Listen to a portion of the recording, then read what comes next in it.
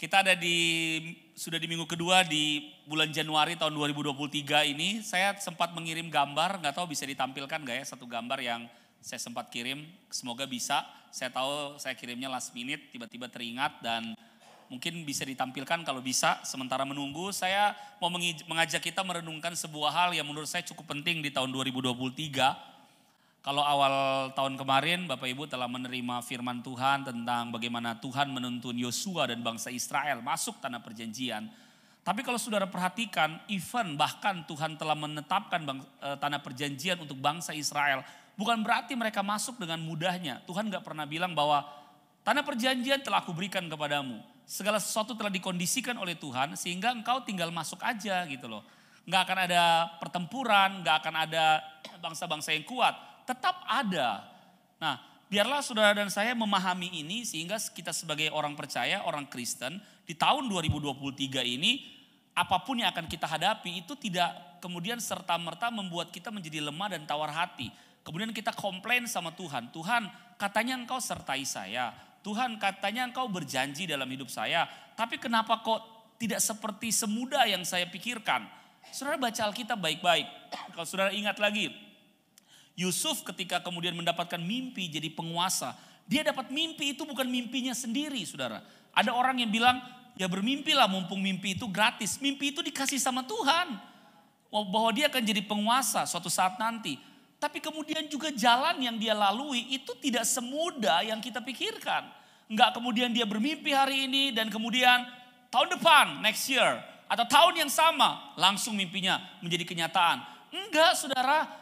Menurut survei Alkitab sekitaran 15-17 tahun dia dapat mimpi, Yusuf.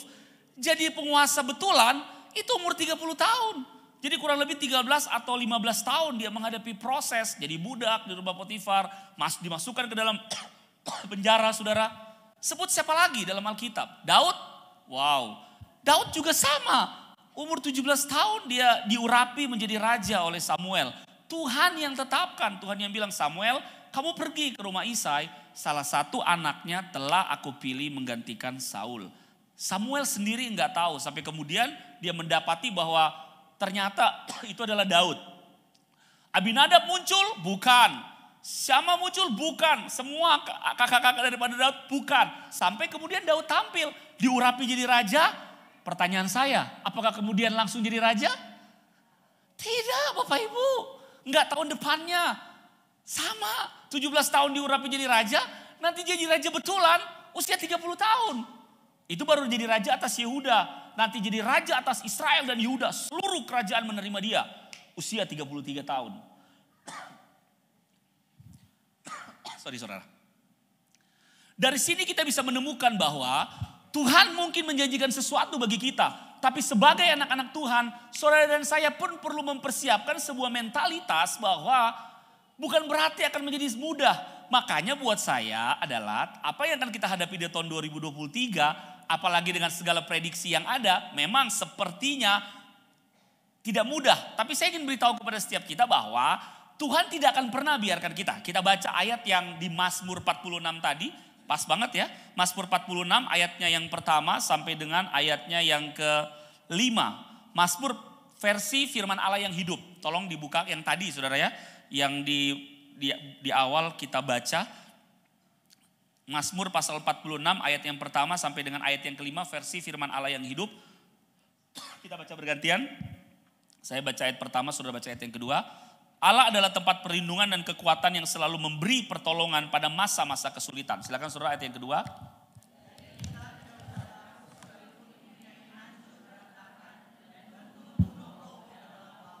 Biarlah lautan menggelora dan mengamuk, biarlah gunung-gunung bergetar.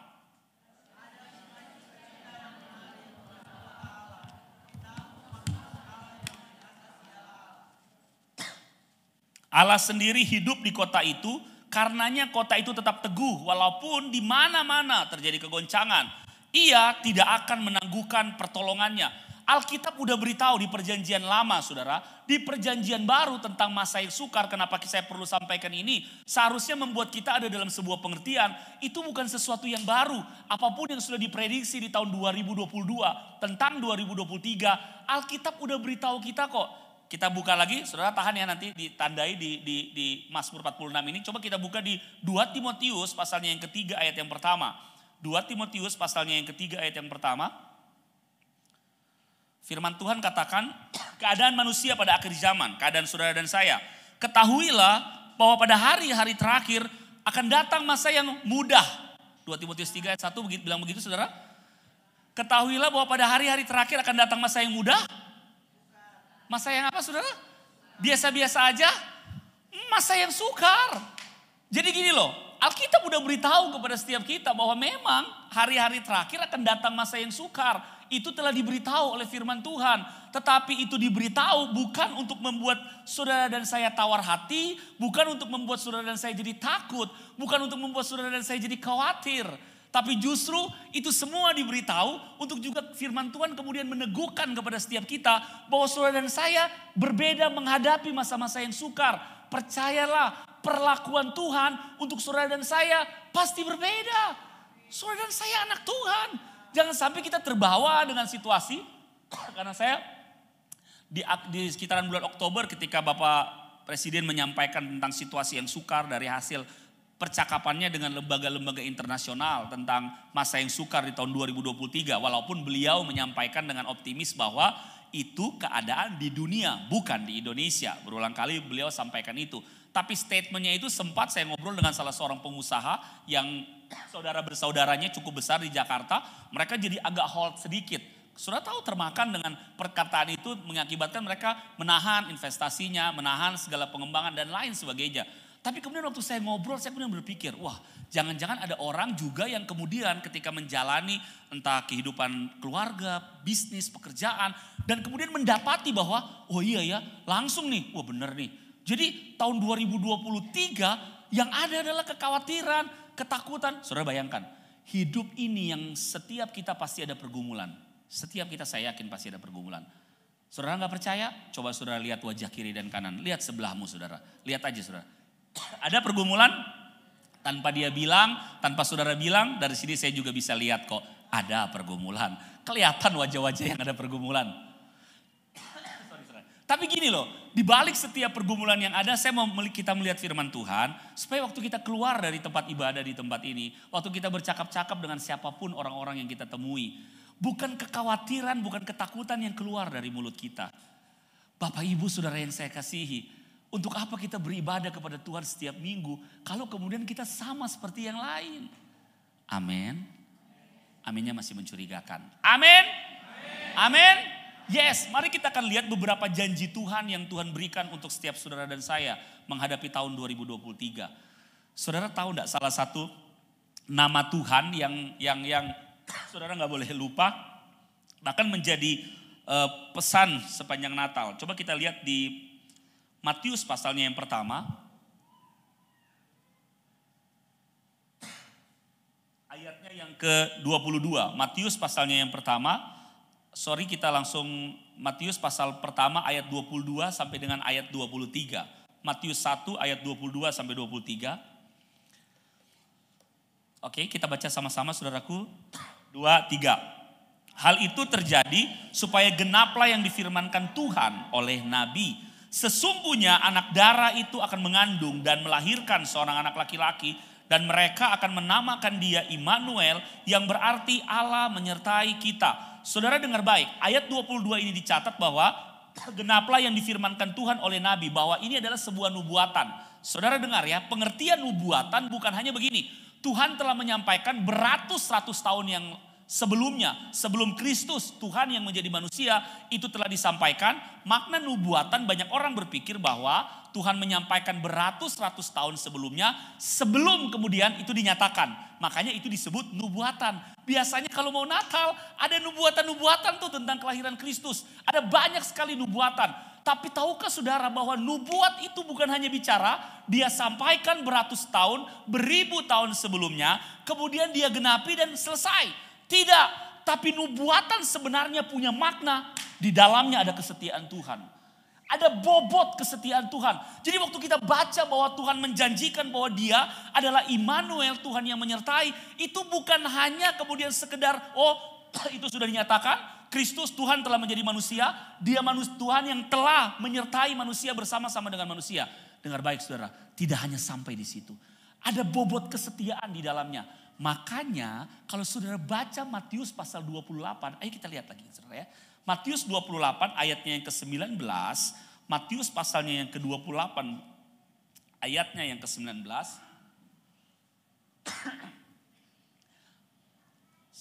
Matius 28 ayat 19 sampai 20 ya.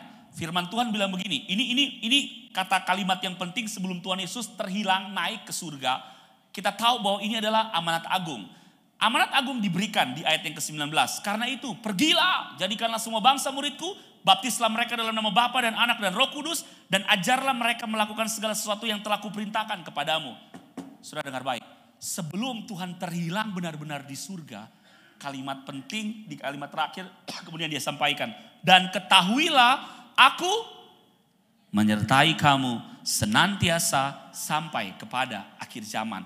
Ini yang saya mau ingatkan kepada setiap kita, bahwa Tuhan Immanuel bukan hanya Tuhan yang telah menjadi manusia bersama-sama dengan manusia, tapi Tuhan Immanuel sampai sekarang, until now, sampai selamanya, sepanjang tahun 2023, sampai kapanpun Tuhan percayakan kehidupan kepada saudara dan saya, dia tetap Immanuel, Tuhan yang menyertai.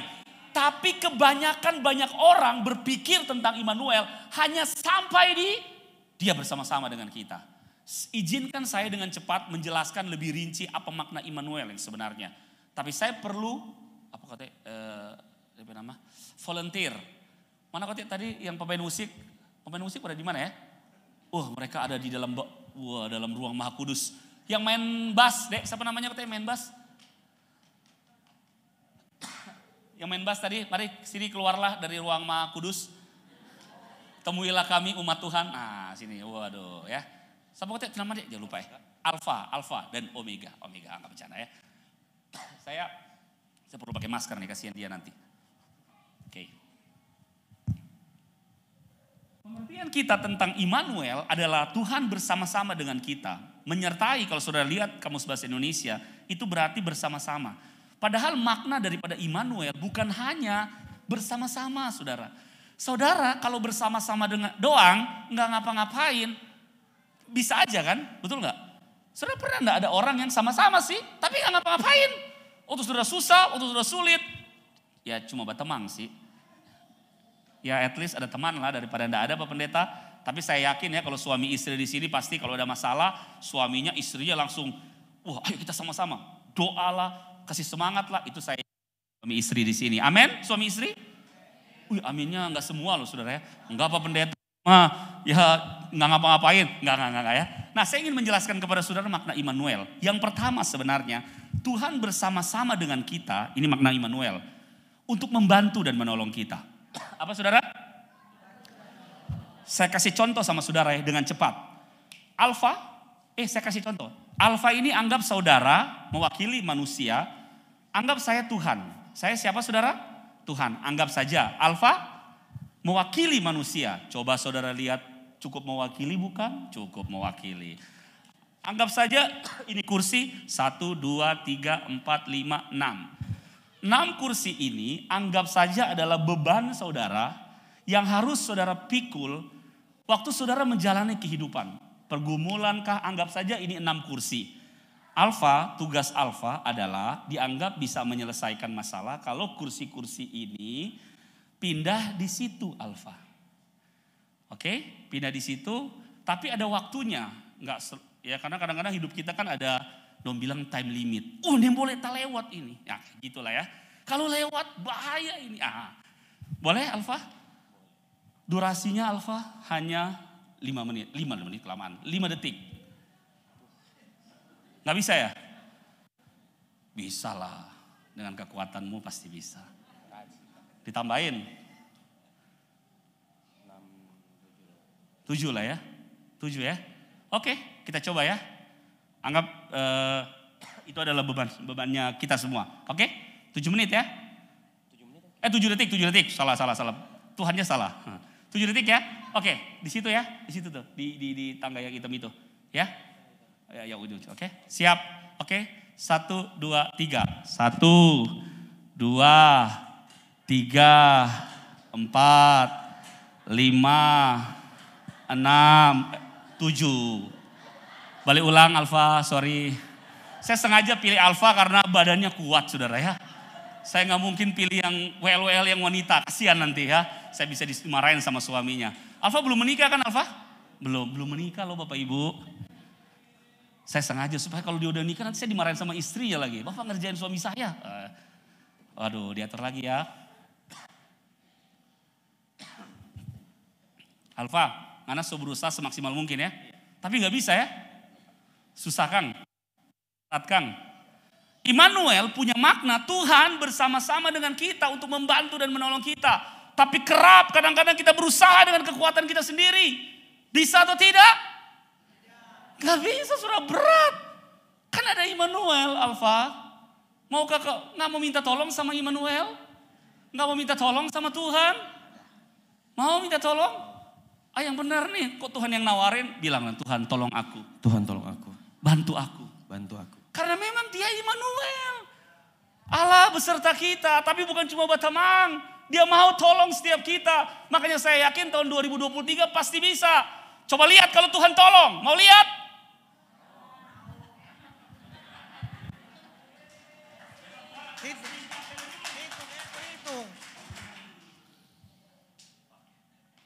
Hitung.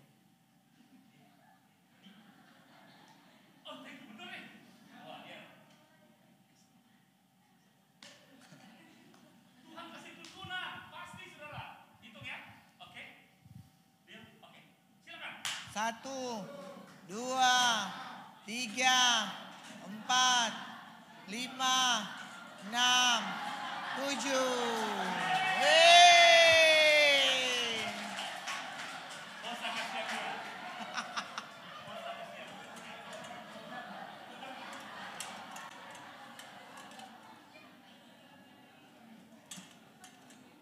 Biar ada rapi nanti Tuhan yang kasih rapi kan.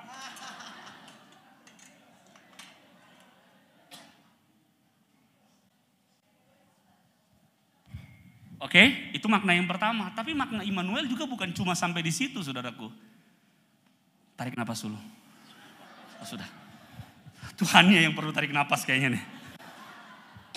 Karena ini kan bukan Tuhan yang sesungguhnya. Makna Immanuel yang kedua adalah saudara, dia bersama-sama dengan saudara dan saya. Kalau saudara dengar lagu-lagu yang dinyanyikan tadi, itu makna yang kedua sebenarnya adalah dia menuntun kita kepada jalan-jalan yang harus kita lalui. Saya kasih contoh, izin ya, Bapak yang pakai baju garis-garis di kursi yang ini. Atau ya, yang ini itu tujuannya Alfa ya. Alfa harus ke situ, oke? Oke Alfa? Oke. Itu adalah tujuan daripada setiap kita. Setiap kita ada yang disebut destiny lah, purpose lah, tujuan lah, setiap kita ada. Tapi sebenarnya bukan hanya sampai pada waktu nanti di surga. Tapi di bumi ini saudara, titik kemaksimalan kita. Nah saudara coba lihat ya, Alfa yang mewakili saudara akan ke situ dengan kekuatan sendiri. Oke? Tapi karena kita kan gak pernah tahu jalan-jalan hidup kita. Saudara emang tahu jalan-jalan hidup saudara? Ada yang tahu bulan depan akan seperti apa? Gak ada kan? Nah makanya Alfa ke situ harus dengan mata yang terpejam. Oke? Alfa nih boleh bahoba ya? Nggak boleh sama sekali, oke? Bahoba sedikit boleh. Tidak boleh tutup mata. Tidak boleh ada cercer cahaya sedikit. Tutup mata sungguh-sungguh gini, tutup mata. Begitu. Nah, karena dalam hidup ini kadang-kadang orang dipusingkanlah dengan banyak hal. Jauh dari tujuan Tuhan, digeser. Coba ya, kita jalan tanpa Tuhan. Ini 2023 nih. Sebenarnya bukan 2023 Bapak Ibu, tahun-tahun sebelumnya kita banyak seperti itu. Coba kita lihat ya. Alfa ke tempat tujuan tadi, matanya tetap terpejam Alfa ya. Coba tolong ke situ kalau bisa, silakan. Berusahalah, pakai insting lah, pakai feeling lah, terserah. Tapi syaratnya kalau nabrak di reset ya Bapak Ibu ya. Wih, kita coba ya. Raba-raba. Di bisnis, di keluarga, nyoba aja kita. Wah, wih luar biasa. Wah, Dahsyat. Wah. Dan akhirnya bisa salah peluk dia Bapak Ibu. Tutup mata, nggak apa-apa. Anak orang bisa dipeluk sama dia. Bapak Ibu percaya nggak sampai jam 3 sore nggak akan pernah bisa dia. Bapak Ibu percaya? Bapak Ibu dan saya juga nggak akan pernah bisa tanpa Tuhan. Percayalah. Percayalah Bapak Ibu, sehebat apapun Alfa. Biar kata dia punya, nggak akan pernah bisa ke situ dengan mata yang terpejam. Apalagi setiap nabrak, ada harga yang harus dibayar. Reset lagi. Nabrak, reset lagi. Diulang lagi. Saudara pernah ngalamin? Sampai saudara rasa-rasa tuh stres, Tuhan. Mau bagaimana lagi? Kok semua gagal? Kok gak bisa? Kita lupa bahwa kita punya Immanuel. Kenapa kita kemudian gak datang sama Immanuel dan bilang, God help me, show your way, tunjukkan jalanmu. Sebab hati Tuhan emang mau banget, saudara. Saudara baca Alkitab baik-baik. Semua dalam perjanjian lama, raja-raja yang benar-benar mau dituntun sama Tuhan. Tuhan dengan senang hati menuntun umatnya. Saudara gak akan temukan Tuhan seperti Tuhan kita. Yang, begini Bapak Ibu, gak merasa direpotkan. Bahkan dia berjanji loh, para penjaga bisa tidur terlelap. Tapi Tuhan kita tidak pernah terlelap. Mau gak dituntun? Mau. Mintanya yang sungguh-sungguh dong. Tuntun aku Tuhan. Yes, bagaimana? Sambil bahoba lagi dia ya. Oke, tetap tutup mata ya Pak. Oke. Saudara lihat, menurut pendapat saudara, kalau saudara minta tuntunan Tuhan, apakah tidak ada halangan? Ada halangan gak? Ada saudara, tetap ada. Tapi bedanya saudara gak bisa lihat halangan-halangan yang ada di depan. Mungkin ada lubang, di dalamnya ada duri, ada tombak dan lain sebagainya. Kalau saudara jatuh, saudara gak bisa lihat, tapi Tuhan bisa. Tetap tutup mata. Alfa, ada rintangan di depan. Ayo anakku, lompat 1, 2, 3. Mungkin waktu jalan dengan Tuhan saudara, iblis menyerang gak? Menyerang, karena itu memang kerjaannya dia. Bisa jadi dia melepaskan panah-panah kepada setiap saudara dan saya. Saudara gak bisa lihat, tapi Tuhan bisa lihat. Amin. Anakku geser ke kanan 1, 2, 3. Wah. Jalan lagi yuk. Kadang-kadang kita udah gak mampu saudara. Apalagi kalau melewati jalan yang sempit. Kita udah mau menyerah. Sudah mampu kita Tuhan, kamu bisa. Sudah mampu Tuhan, kamu bisa. Asal saudara mau dituntun nih. Wah, udah deket di tujuan. Tiba-tiba ada badai yang besar yang siap menghantam saudara. Tuhan tahu saudara gak akan mampu menghadapi badai itu. Saudara tahu apa yang Tuhan lakukan? Di saat badai bergelora. Waktu badai mau menghantam, sudah dekat sama saudara. Yang akan Tuhan lakukan, kata firman Tuhan, dia menudungi kita, menaungi kita dalam kepak sayapnya. Waktu badai berusaha menerpa saudara, Tuhan melindungi saudara. Jadi waktu badai menghantam, paf! Bukan saudara yang kena. Tapi sudah tahu perkataan Tuhan untuk badai? Puff! Apakah Tuhan berefek dengan badai? Enggak lah. Dia kan berkata kepada badai, enggak ngefek. Ayo anakku, kita udah mau menyerah nih. Udah mau menyerah. Tuhan katakan lagi. Kamu bisa. Hampir mau. Ayo. Kamu bisa. Sudah mampu Tuhan, sedikit lagi. Dan silakan buka mata. Oke. Alfa di situ aja itu, istirahat situ Alfa. Thank you Alfa ya. Tepuk tangan buat Alfa. Itu Immanuel saudara, itu Immanuel yang saya ingin beritahu kepada setiap kita. Kadang-kadang penjelasan Immanuel hanya sampai di Tuhan menyertai. Tapi gak begitu sebenarnya makna Immanuel yang sesungguhnya. Makanya saya yakin tahun 2023 saudara dan saya nggak perlu khawatir. Justru yang kita perlu khawatirkan di 2 Timotius pasal yang ketiga ayat yang pertama. Ketahuilah pada hari-hari terakhir akan datang masa yang sukar. Kata masa yang sukar di situ bukan masa yang sukar bukan hanya bicara soal tekanan ekonominya. Bukan. Tapi masa yang sukar di 2 Timotius pasal 3 ayat yang pertama. Dia dari akar kata Yunani kalepos. Apa saudara? Kalepos punya makna dari kata dasarnya kalau. Punya makna tuh begini. Masa di mana kekuatan iman orang percaya dibuat makin lama makin lemah. Itu makna pertama. Yang kedua, masa di mana orang percaya digeser supaya makin lama kalau bisa sampai di ujung dan kemudian jatuh. Itu masa yang sukar. Itu justru yang perlu kita waspadai. Kalepos 2 Timotius 3 ayat yang pertama punya makna. Makanya kalau saudara baca ayat-ayat selanjutnya. Orang akan mencintai dirinya sendiri dan menjadi hamba uang. Menjadi pemfitnah. Wah macam-macam saudara. Tidak suka beribadah. Tidak setia. Banyak banget. Itu yang justru perlu kita khawatirkan. Karena begini. Nilai-nilai kebenaran kita udah gak bisa lagi kita hidupi. Itu yang benar-benar perlu kita khawatirkan. Amin saudara. Hati-hati di 2023 ini Bapak Ibu. Jangan sampai kita kehilangan kasih kita. Itu iblis lagi berusaha untuk menipu. Sehingga dengan banyak cara kita dibuat kehilangan kebenaran kita. Kualitas kehidupan kebenaran. Tapi saya yakin saudara kuncinya. Kalau yang masalah-masalah tadi saudara. Kita punya Allah Immanuel. Yang setia. Dia pasti setia. Tapi pertanyaannya.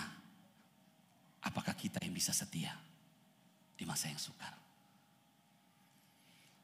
Raja-raja dulu, ada seorang raja namanya Asa. Minta maaf yang famnya Asa. Ada seorang raja yang famnya Asa Bapak Ibu. Asa ini kata firman Tuhan itu adalah raja yang tadinya setia. Kalau saudara mau baca kisahnya ada di 2 Tawarik pasal 16. Ayatnya yang ke-7 sampai dengan ayat yang ke-10.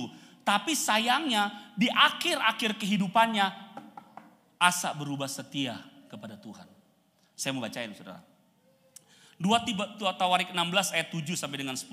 Pada waktu itu Hanani pelihat itu datang kepada Asa raja Yehuda dan berkata kepadanya, Asa engkau berharap dari pertolongan Raja Aram dan bukan dari Tuhan Allahmu. Engkau seharusnya berharap kepada Tuhan. Tetapi karena engkau tidak berharap pada Tuhan untuk menolong, maka engkau tidak akan mengalahkan tentara Aram dan mereka lepas dari engkau. Bukankah orang Ethiopia dan Libya mempunyai tentara yang besar dan kuat? Kereta perang mereka dan pengendaranya banyak. Asa, engkau telah berharap kepada Tuhan untuk menolongmu mengalahkan tentara yang besar. Dan Tuhan telah membiarkan engkau mengalahkan mereka. Selanjutnya ayat 9. Mata Tuhan melihat ke sekeliling dunia. Nah, mencari orang yang setia kepadanya. Dan dia dapat membuat mereka kuat. Asa, engkau melakukan suatu kebodohan. Jadi mulai sekarang engkau menghadapi perang. Saudara tahu respon daripada Asa. Bukannya bertobat. Daud itu waktu ditegur bertobat saudara. Waktu Daud ditegur oleh Nabi Nathan terkait masalah Bathsheba, dia bertobat. Asa, saudara tahu apa yang dia lakukan? Asa marah kepada Hanani karena perkataannya. Anak Hanani si pelihat itu, Nabi Tuhan. Asa sangat marah dan memasukkan Hanani ke dalam penjara. Asa kemudian juga sangat kasar dan kejam kepada beberapa orang. Dia berubah setia saudara. Akibatnya kehidupannya kalau saudara baca selanjutnya mengenaskan, kasihan banget. Saudara dengar baik. Tuhan pasti setia. Gak usah diragukan kesetiaan Tuhan. Tapi yang perlu kita waspadai di tahun 2023. Karena ini masa yang sukar. Akan menguji kesetiaan kita. Saya dikejutkan dengan seorang tokoh. Saya pikir ini cuma ada di Alkitab, di Ayub yang bisa setia banget. Saudara tahu gak lagu yang begini? It is well with my soul, it is well with my soul. Pernah dengar lagu itu? Saudara tahu yang menciptakan lagu itu siapa? Namanya agak susah ya saudara. Namanya Horatio Spafford. Dia hidup tahun 1828 sampai 1888. Horatio Spafford ini yang ciptakan lagu itu, dia adalah seorang yang sangat cinta Tuhan. Sangat cinta Tuhan. Dia seperti saudara lah ya. Dia punya bisnis tapi juga dia kemudian melayani Tuhan. Macam-macam cara dia melayani Tuhan. Pokoknya dia sangat mencintai Tuhan. Istri, anak-anaknya cinta Tuhan. Tahun 1800, bentar saudara ya. Tahun 1870 dia punya anak 5. 1 laki-laki, 4 perempuan. Nah kemudian anak yang satu-satunya putra tahun 1870 itu meninggal dunia karena demam berdarah. Jadi sisa 4 anak perempuannya. Tahun 1871 dia pengusaha kaya saudara, cinta Tuhan. Tahun 1871 terjadi kebakaran besar, ini kisah nyata saudara, di kota Chicago. Banyak orang asetnya terbakar, rumah terbakar, termasuk Horatio Spafford. Seluruh properti miliknya terbakar, bangkrut pada hari itu juga.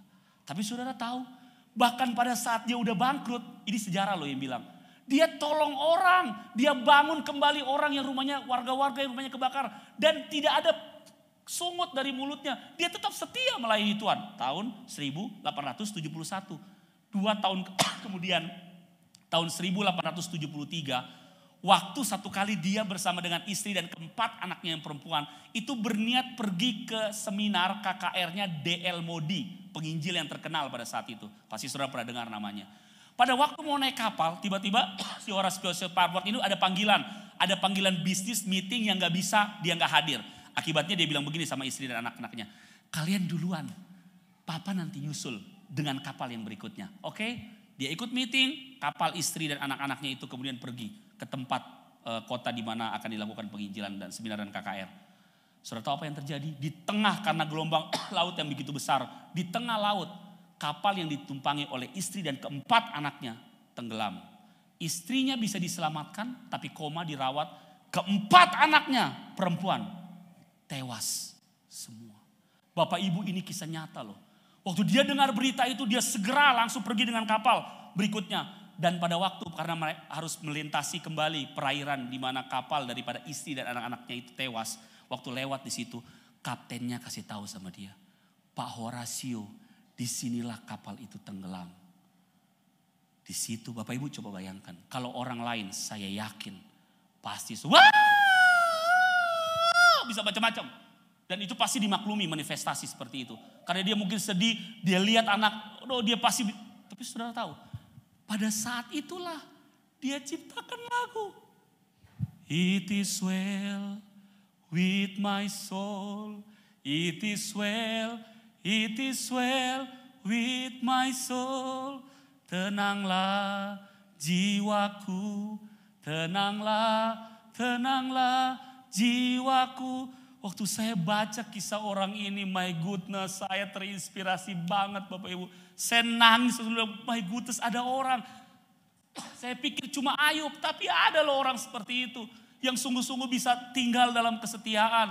Karena memang tahun 2023 dan tahun-tahun selanjutnya, saudaraku, kalau Tuhan pasti setia, tapi yang perlu kita evaluasi adalah kesetiaan kita, saudara. Jangan sampai baru masalah sedikit dalam bisnis keluarga, sakit penyakit, kita udah mundur dari Tuhan.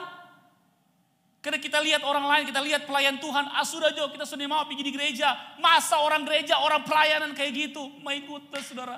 Hanya karena ada doa yang kita naikkan dan belum dijawab sama Tuhan. Mana Tuhan? Katanya Tuhan menyertai. Katanya Tuhan bersama-sama membantu dan menolong. Tapi mana? Kita tawar hati. Pesan di 2023 ini saudara.